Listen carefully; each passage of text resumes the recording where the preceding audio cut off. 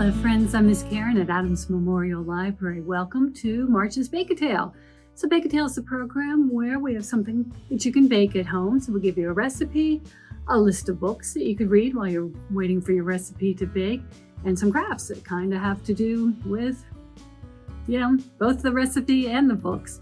So for March, I've got my green on because I thought maybe we could do leprechauns this week or this month, and the recipe could be soda bread. It's kind of a traditional thing that you can make for St. Patrick's Day. If you haven't done Bake-A-Tale before, there are take-home kits that will be available in the children's room with the recipe and the craft materials and the list of books. And you can come to the children's room, you can come and pick them up, and we'll have them as long as supplies last. But if you're not able to come into the library, you can always email us at kids@adamslib.org, and I'd be happy to email you the recipe and the directions for the crafts. But like I said, this month it is soda bread, and the recipe is called Grandma's Soda Bread. And if it's a recipe from a grandmother, you know it's going to be good if their people are still making it. So soda bread, it's an easy bread. It looks like it would be a bread with yeast, and I would like to pretend that if I had two working hands, I would have made this a little neater, but I'm not going to lie to you, friends. It probably still would have looked a little rustic, even if I had two working hands. But I did the best I could. I baked this, and it's actually not a bread that has yeast in it, so it's pretty easy to make. But what makes it work with the baking soda and gives it its name is you put buttermilk in. Or if you don't have any buttermilk, you can do what I do and take regular milk and you put in a tablespoon of vinegar. In the recipe, it'll tell you how to do it. You'll put in the vinegar first and then add the amount of milk to it. You'll let it sit for a while and it'll kind of bubble up, and that's what gives it this kind of cool texture and bubbles it makes bubbles, so it's got kind of holes inside it and dark crust on the outside. And I put raisins in it. You can put raisins in if you like them. You can leave them out if you don't like them.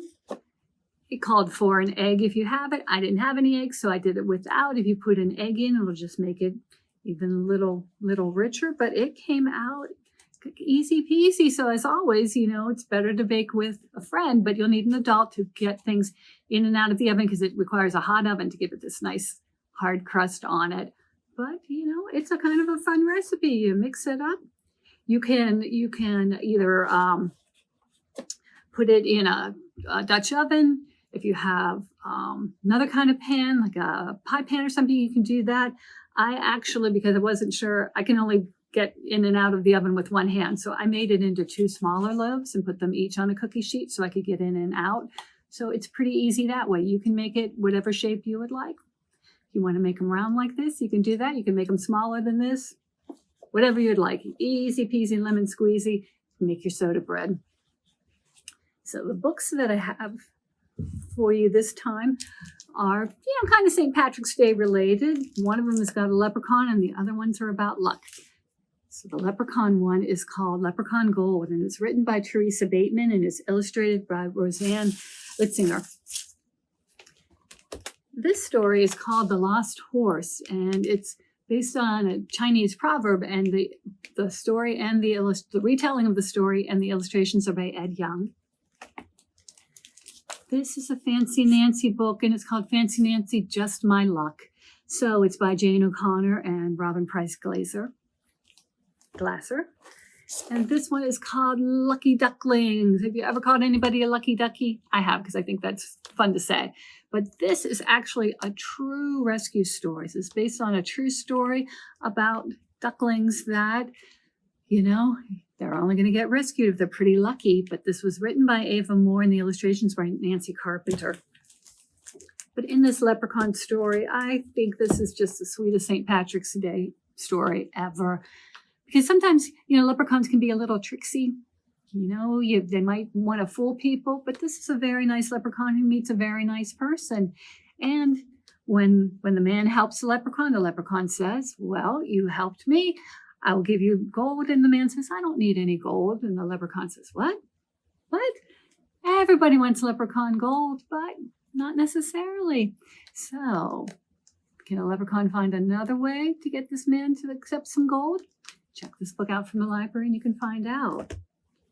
Now, in The Lost Horse, a man has a very, very nice horse, but then one day the horse runs away and all his neighbors will say, oh, that's too bad. That's bad luck. But he says, well, maybe it's not so bad.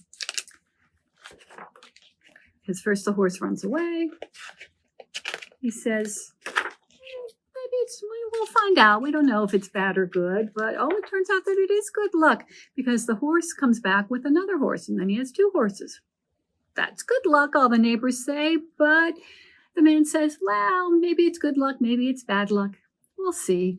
And, if you go through life like that, you're not going to be surprised by anything. You can think, well, whatever happens, it happens.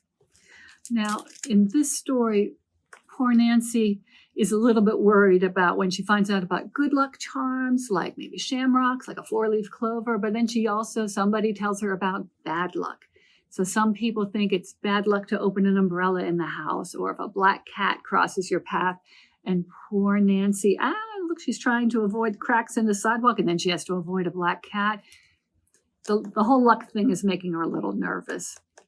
But she finds out, maybe things are lucky or not lucky, just depending on how life treats you. And in this story, these ducklings were here following their mama.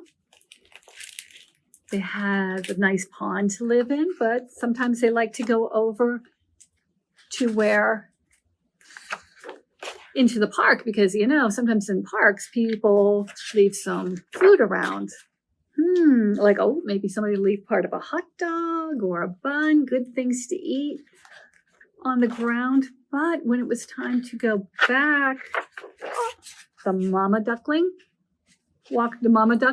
over the storm drain, but oh no, Pippin and Bippin and Tippin and Dippin and little Joe were so little that they fell into the holes in the storm drain. And oh no, that's not good luck at all. Will they have better luck?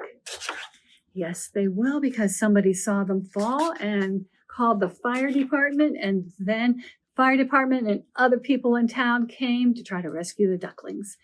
So when you check this book out from the library, you think they can rescue them? Well, they are lucky ducklings, so I think it's a pretty safe bet that they'll get, spoilers, they'll get rescued, so it'll be okay. So the crafts we have this time are good luck things too. Another thing that will be in the kit is how you can do your leprechaun name. And again, I'm not sure this is very accurate. My leprechaun name is Fiddle, which I think is a lovely name. I like music. I think that's a good name. But Miss Mary's name is Hooligan, and that's not right. We know Miss Mary is not a hooligan. That means somebody who might get in trouble. So, you can just pretend for St. Patrick's Day. There will also be a list of name, the kind of leprechaun says, hello, my leprechaun name is, so you can cut these out and tape them on. You can do your whole family figure out what your leprechaun name is, and you can call yourself your leprechaun name if you want on St. Patrick's Day. But there will also be I love them, corner bookmark, but this one looks like a leprechaun. So in the kit will be a piece of orange paper. That's what the background of this one is. And when you finish it, it could go around and be the beard if you're having man leprechaun, but I decided I wanted to do a lady leprechaun, so I made the orange a lot of her hair and then gave her a little dress underneath instead of a beard. If you would like to do that, you can make your leprechaun any way you want.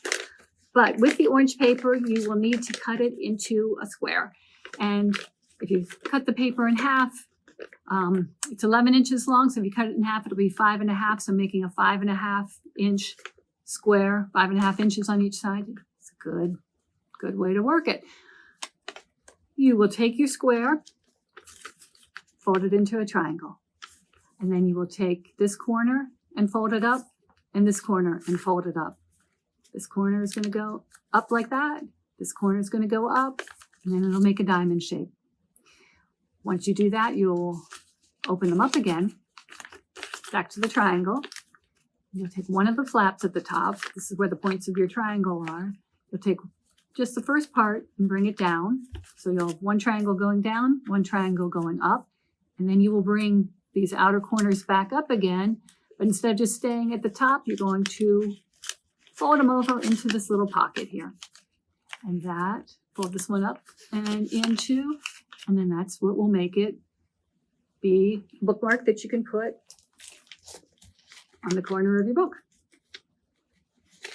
like this. And for the leprechaun one, it will go like that too.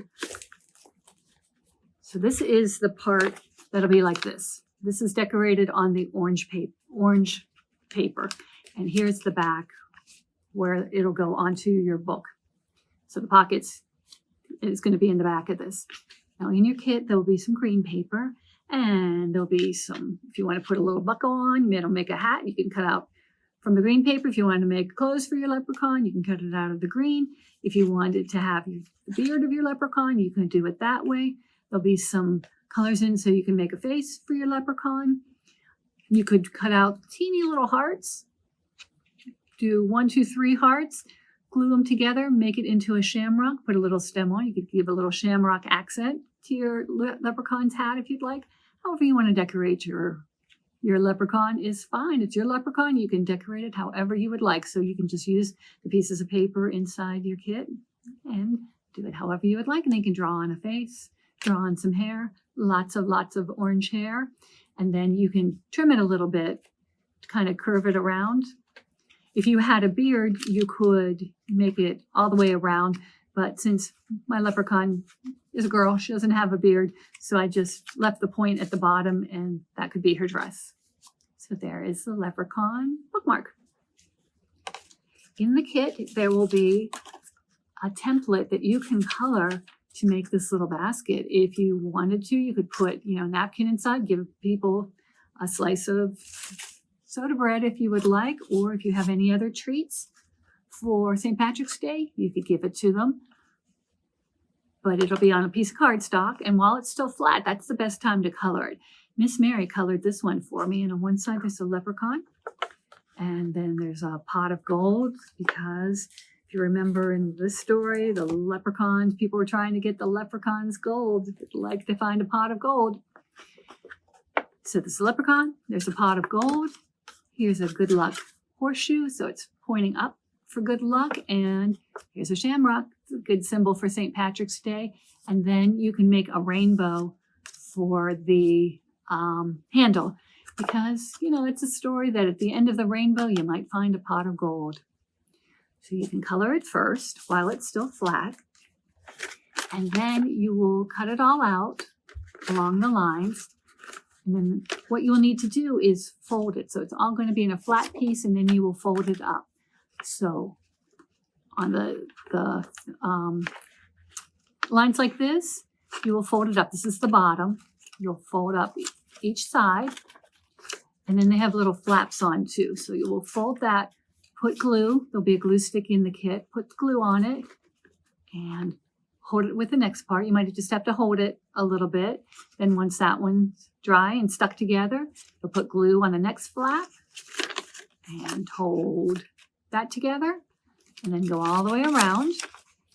And then if you wanted to have your handle as a rainbow, you can color it that way. There's lines on it. But if you want to color it all green, if you don't want to color it all, that's okay. Again, it's yours. But once everything is all glued together, then that's going to be the handle for your little basket. So it'll look like this. So easy peasy. You can color it however you would like. You want to make your shamrock a different color? That's fine. It's up to you. But the last craft that will be in here, it will be a rainbow with a pot of gold at the end. So here is the rainbow. So in your kit, there'll be red, orange, yellow, green, light blue, dark blue, and purple paper that you can cut and make strips like this. So these ones are 9 inches across. So if you wanted to make strips this size, you could use cut the paper. So it'll be 9 inch. These are 1 inch wide and 9 inches long, and then a glued one. Put the next one on, glue that down to the bottom. There will be some black paper in your kit. You can use a little bit of it for hat brim or some other decorations if you would like. But the bigger piece you can cut into a cauldron. So to make it a pot full of gold, you can do it however you would like. But if you wanted to do it like this, it's like kind of like a cauldron. You could make the rim at the top and then make it kind of round underneath. In the kit will be a piece of gold cardstock. If you want to make a buckle, you can use that, but you can also trace around something round. And like Miss Mary did, to make some gold coins, you can decorate your pot if you'd like. But once you've got your coins in, once you've got it all decorated the way you would like, you can make a strap. Cut a piece of paper. It would be the handle. So call it a strap. I don't know if your pot would have a strap, probably a handle. But you can glue part of it in front and part of the back to make a loop. But before you glue it down, you can put it through your paper chain. And that's how you can have a rainbow with a pot of gold in the end for one of your decorations. And that's it. It's pretty easy peasy this time. I hope you'll enjoy the soda bread. I hope you can come and get these books from the library and check those out. I hope you can come down and pick up the craft kits. As I said, they'll be down in the children's room. We'll have them for as long as supplies last. So thanks very much for watching. Thank you for coming in to get the kids.